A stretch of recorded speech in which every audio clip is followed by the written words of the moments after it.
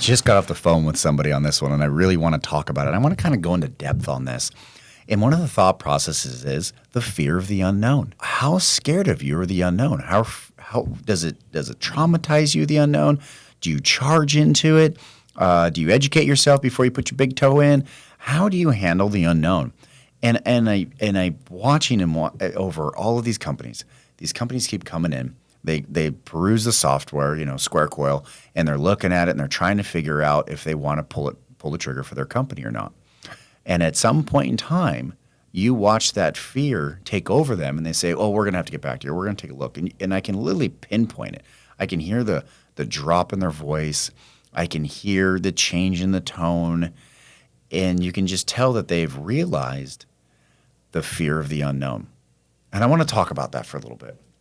The fear of the unknown it's scary. I guess it's scary. It's never been scary to me. I love the unknown because I'm always learning. It's always something new. I have that passion for understanding the unknown and wanting to know the unknown. So for me, it's exciting.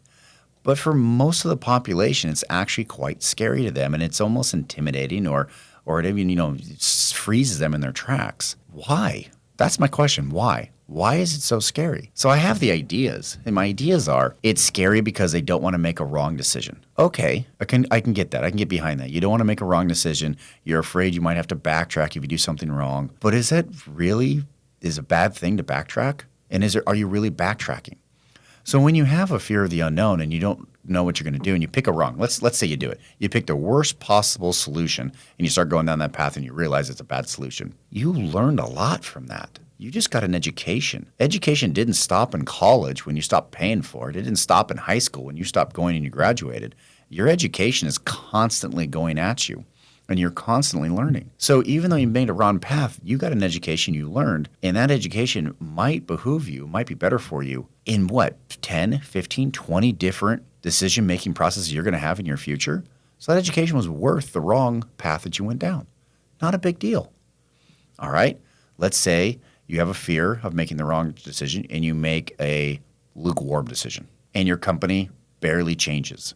You got an education and it didn't even hurt your bottom line. So that really doesn't have a problem. And then you have a fear of the unknown of how much work and time is this going to do for you? Because obviously the last one, and we're not going to talk about it, is you have a fear of making a wrong choice. You actually make a right choice and it's a win. If you make a right choice and it's a win, you're going to start to trust your gut. You're going to believe in yourself a little bit more. It's just a win all the way around. So I don't have to talk about that. We all know that one. We love that one. That's like deciding to bring flowers home to your wife. That's a gut decision, and at the end of the day, we know it's a win. So we know the end conclusion on that one. But when you're scared to make a decision, you're going to make up excuses why you don't have to make this decision right now. And those excuses are usually what? I'm too busy. Oh, we have a great workload. Oh, other people aren't going to buy in, so I don't need to. And you start making excuses for yourself so you don't have to make that tough decision. Why do we make so many excuses? I don't understand that. Why do we stand in front of our own progress?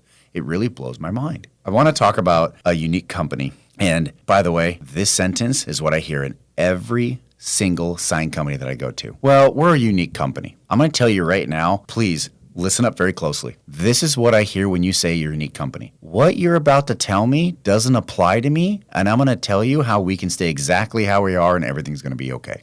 That's what I hear. That's exactly what I hear every single time. We're unique, so what you're about to teach us doesn't apply to us. It's not for us. Don't worry. We're just going to keep going the way we are. That's what I hear when I say we're a unique company. I'm going to tell you right now, you're not a unique company. Not even close. You are the same as every single person. And here's what it is. Have a client that comes in that wants a product. You build the product. You give it to the client gives you money. That's your business. That's everybody else's business. Now, how you create that business funnel and how you give different customer service, how you give your customer service or the value to your client, that's up to you and how you make your company unique. And I'll give you the word unique on that one. How you give them that customer service, fine. But at the end of the day, your business is identical to everybody else. Give the customer what they want in the way of a product and bill them for it. End of list. So whenever they say, I'm a unique company, we know you're full of it right there, and you're already making excuses. So now, instead of us teaching you, you know what we're doing? We're helping you get over your own fears. You're paying me to help you get over your own fears. That's what you're paying me for. And it blows my mind. If you have pulled the trigger or about to pull the trigger, you're already there. So what are other fears that you have on why you don't want to pull the trigger and move forward with possible great upgrades to your company? And I'm not just talking my software. buying a new router, buying a channel letter bender, a new paint booth, a new truck for installations, anything of that nature. What are your fears? Now, the monthly strokes, yep, totally get that. A financial burden, a financial hardship. Yes, if you can't afford it, we might have to save our pennies for that. Totally understand that. It's a smart move on a financial level, as long as you don't use it as a crutch. But in the end, what we always find, so I'm going to talk specifically about the software right now. Right before people decide to buy their software, they say, well, this is a gigantic culture change. This is scary to me. What is my company going to look like on the other side? And it's not a culture change. When you pull a trigger on an organizational system, that organizational system better be able to adapt to the culture of your company. You guys shouldn't be able to shouldn't be changing at all. You guys shouldn't be saying, okay, well, now it's A, B, C, D. Sorry, we can't give options. We can't give layouts. We can't give that warm and fuzzy feeling to our customers anymore. We're stuck in this organizational chart that we've purchased. That's furthest from the truth. Absolutely furthest from the truth. And it kind of blows my mind that people think like that, because any good software out there should adapt to the culture of your company. 100%. That way, you guys can still be giving so much value to your clients while streamlining your organization. I mean, that's the whole goal. So I want to talk about some stories that we have when people get on. And I have two types of companies for the most part. I have where the owner gets on and he shuts all the doors. He doesn't let anybody know that he's interviewing us for possible software. And he shuts all the doors. It's just him. And he goes, all right. And we give our little dog and pony show. And he goes, well, what about this? What about that? What about this? And he's just poking. And he's poking in such an aggressive manner that he doesn't really want an answer. I can tell that right off the bat. He's poking to poke a hole in it. And as soon as he pokes a hole in it, it doesn't go to his line of thinking. He goes, yep, not for me, and he can get out. And then he feels good about himself that he tried to look for something. He tried to find an organizational chart. It didn't work. And he goes, sorry, guys, we got to go with where we were at. We got to go with what we've been doing, and we're not going to change it at all. They're out there. I'm not going to lie. Most owners are like that. They know that they need to change and adapt to the new economic times and the new cultures that are coming through in our world and what's changing. They know they need to do it, but they're scared of what could be on the other side. So they will actually waste their time, interview different companies that could propel them, and then poke holes in it to the point that they go, see, it's not for me, and then they feel comfortable sitting inside of where they're at, inside their safe space, their little home right there in their little nucleus, and saying, nope, that's just right where I need to be. I'm not going to lie. Those companies are probably not going to be around in 5 to 10 years, or in 5 years, they're going to get a nasty wake-up call. They're going to end up having to exponentially change their company, shock the culture of the employees inside that company to try and make up for all that lost time that they had. We've watched it time and time again. I've literally watched it, and I've watched companies go out of business because it was too late. No matter how much they pulled up, they were driving their company into the ground. There's nothing they could do about it. And so when we talk about fear of the unknown, I really want to drill down in further into that. What really is the fear of the unknown? And I'm going to tell you right now, it's lack of vision. And that's what it is. It's your lack of vision. You as the owner, you as the manager, you need to have a good vision. And if you don't have a good vision of where you want your company to go, you're just doing the day-to-day grind. You're not propelling your company to the next level. You're just trying to get through your day. There's another word for that. It's called stagnant. And you never want to be stagnant. You want to be constantly evolving. So now that we've encapsulated it, the word vision. What does vision mean? You got to have a vision of where you want your company to go, and then you got to find the steps necessary to go for it. Your vision could be many different things. You could have a vision to have increased employee morale. You could have a vision that I want to scale my company. You could have a vision that says, I want more value to our clients, so when they call us, they just know we are the best. You could have a vision to clean up the work environment so it just feels better for employee morale. There's so many different things you can do with a vision. And I highly suggest you only pick one at a time, or you're going to spread yourself too thin. Because as much as we hate to admit it, we do have our day-to-day grind that we need to get through every day. We got to answer our emails. We got to sign the paychecks. We have to go through all those steps. And they're cumbersome. They're tedious. And they're there for a reason. It's not like we're doing it just to fill the void. They're there for a reason. But I really want you guys to focus on your vision. I got a story for you, and this is probably one of my favorite stories in all of my dealings in Square Coil. We had a client call up, and he goes, we've been in the sign industry for umpteen years. We're family business, 3 generations, and we're looking to evolve and do something even better. And I said, okay. And we talked for a little bit, and he gave his woes, which are valid woes. He talked about not being able to control the installers correctly. He talked about the sales guys all kind of being all over the place and we don't really know what's going on. The shop guys are getting multiple orders and copies and they don't jive with one another. And all the typical woes that most manufacturing companies have. And I get it. We understood and we talked a little philosophy on that. And then I said, okay, well, here's the demo. Go ahead and watch the demo and get back to me and tell me what you think. This was my favorite thing. I got to fast forward here. So he signs up, we go out there, we train him, and we go to lunch. He sits down. He goes, you know, Aaron, I watched the video for 10 minutes. I shut it off. I looked at my son and said, we're moving forward with this. And he goes, and I just ate lunch and that was it. And we just moved on. And I said, wait a minute, hold on, back up. Why'd you only watch it for 10 minutes? He said, I'll tell you why. I could tell you knew what you were talking about. And since you were talking about it, I knew since you knew what you were talking about, I was going to team up, make an alliance, and create a partnership with you, and you were going to take care of me. And I said, I still need more words. I'm sorry. I'm digging here. I know, but I need more words. And he goes, you knew the industry. You knew my pain points. I could tell in your meeting. I wasn't just buying the software. That's a platform that could be good. It could be bad. It's not a big deal. But what I was buying is a partnership with you, and you knew my pain points. So I knew I was going to be taken care of in the years to come as you evolved. I was looking for somebody who had a vision, not so much what the end product was. That's what he got out of that. And he had a better vision than I had. He knew exactly what he wanted and how he wanted it. I couldn't have put that into words. He knew exactly what he wanted and how he wanted it. I couldn't have put that into words. If you were telling me why I'm working with one person or another, I'd say, well, they got a good product, they have a good thought process. He dove deeper, and I want you guys to dive deeper too. What's your vision, and who are you making your alliances with, and what's their vision? His vision was to scale his company and make it more cohesive. He looked for somebody who had the same vision and knew the industry very well. That's amazing. That is absolutely amazing for me. I love that story because he understood what his purpose was. I use purpose and vision interchangeably in this one, and really I shouldn't be because purpose is a little bit different. But in the end, he had a vision for what it is. I'll talk about another one. A guy super excited, just had a love for his business, had a love for his company. He came in, he was excited, he was energetic, he was happy, looked like he had 4 cups of coffee on the way to work every single day. He was just one of those hyper people. And he did the best he could with his company every single time that he came in. Excited, pumping up employee morale all the time, getting his work done, getting emails, taking care of clients the best he could. You know, he would apologize if the email was more than 24 hours old. He goes, I'm sorry I didn't get to you in time. How may I help you? He had all the right stuff in his head, but he was just doing the day-to-day grind. He didn't have a vision. He didn't know where his company was going to go. He just knew he had to come in and do the day-to-day grind and do it as best as he could. I applaud him. I thought it was a great idea.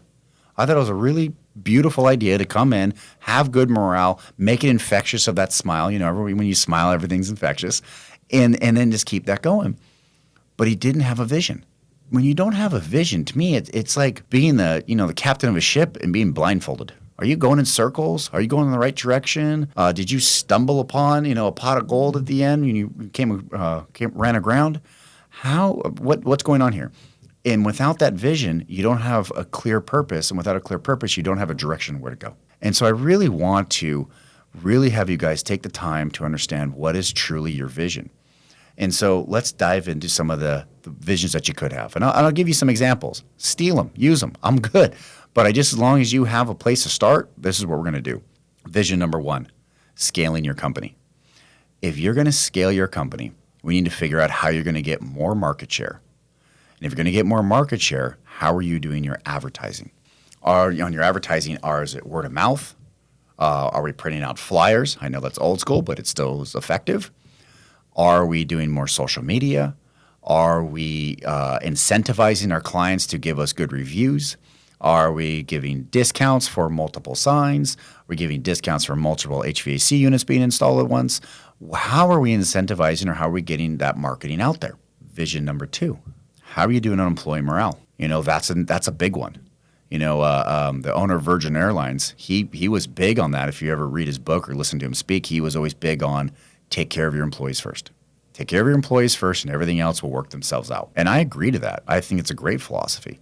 So if you're going to take on the vision of employee morale and make your company a really fun place to work for, how are you going to achieve that? I'll give you a secret. This actually came to me from a company in Canada, and the wife had taken the time to paint all the walls and all the doors throughout the shop. So when you walked in, it was blues, it was greens, it was reds, it was fun colors. And when you walked in there, you couldn't help but smile because there was a bunch of bright colors in there. How many right now, you walk into your office, all the walls are gray or an off-white, or some drab color that you have no idea is slowly making you depressed? I'm not going to lie. How hard is it and how expensive is it for you to paint the walls? That's a weekend and a 6-pack of beer. That's what that is. And I'll tell you right now, I've done it. I personally have done it. If you walk around my shop, all the doors, the walls are painted. It's a fun environment. It's more enjoyable. You can't help but smile when you walk in the 4 walls because it's a bright, fun color. Your brain subconsciously figures that out. You know, in hospitals, they're all painted blue for a reason, right? It's soothing. Can you imagine walking into a hospital and all the walls are painted red? You know how many people would be pissed off? They don't even know why they're upset. It's because of the red color. Colors make a difference. We know that in our industries. We know, the cabinetry industry, if it's an off shade of white or a deeper blue, it sparks an emotion. So there's a simple, easy answer to you guys on the vision of employee morale. Figure out what your vision is for that. I think you're going to appreciate the ends on that one.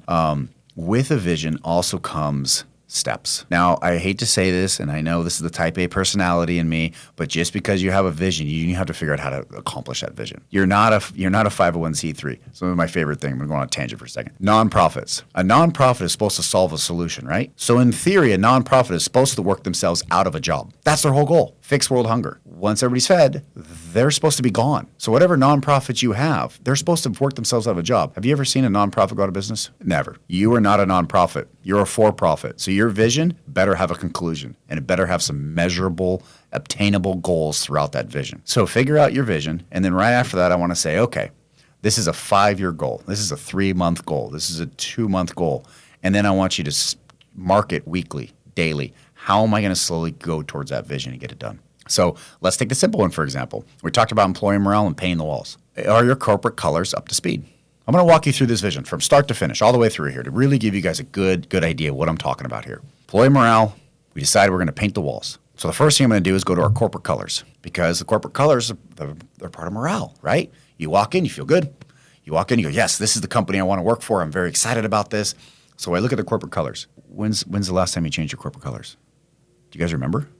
Is it a decade old? I don't want you painting the walls, 10-year-old thought process. Come on now. So now we have to wait, and we have to go back and look at our marketing. Does our logo need to be redone? Maybe. Do the corporate colors need to be updated? Probably. And then what would be a really smart, this is a pro tip right here. I'm going to give you a pro tip. Get the employee buy-in. Pick your 2 or 3 logos that you really like and poll your company and say, all right, guys, which one do you want?